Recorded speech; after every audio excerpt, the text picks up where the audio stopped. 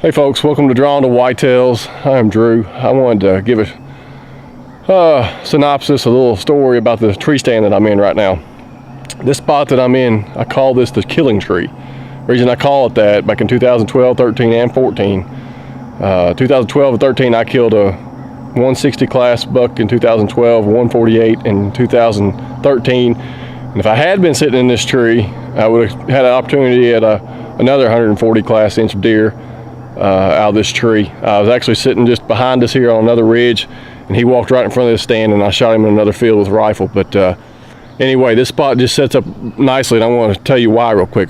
Right here behind us, right up on this hill, is a bedding area. That's where a lot of deer like to bed, and it is thick, and you can hardly get in there. And they come off of that bedding area, and they work their way down in this woods out into this field right here. And where this stand sits up here, if you have a south wind, they can't pick you off.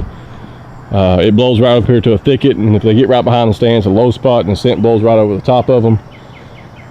But the access to this is really good too. As you can see right here, here's the stand.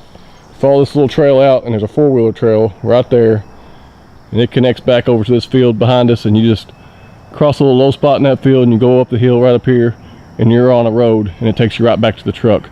I've gotten in and out of here so many times undetected, and I never get picked off with the wind. If it's a south wind, it blows right up this hill, and the deer just don't pick you off. The other thing that's so good about this spot is it's on this inside corner up here. A lot of times when they come off this hill over here to your left, they'll come out here potentially in bow range, definitely in gun range.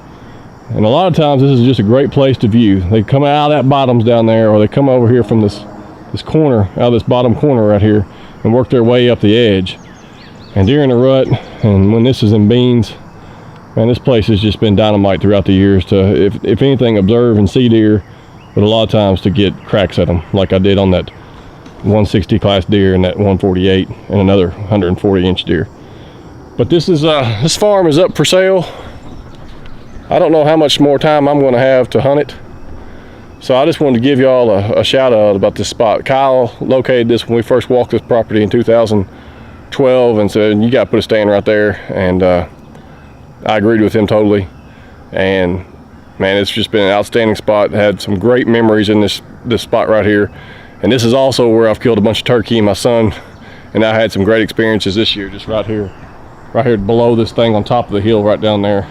Those turkeys would come out of that bottoms and come up here on top of this hill and strut and do their thing. But I've been blessed to hunt this farm, and if you're interested in buying it, hey, look it up on, I think it's Cirque & Company Real Estate.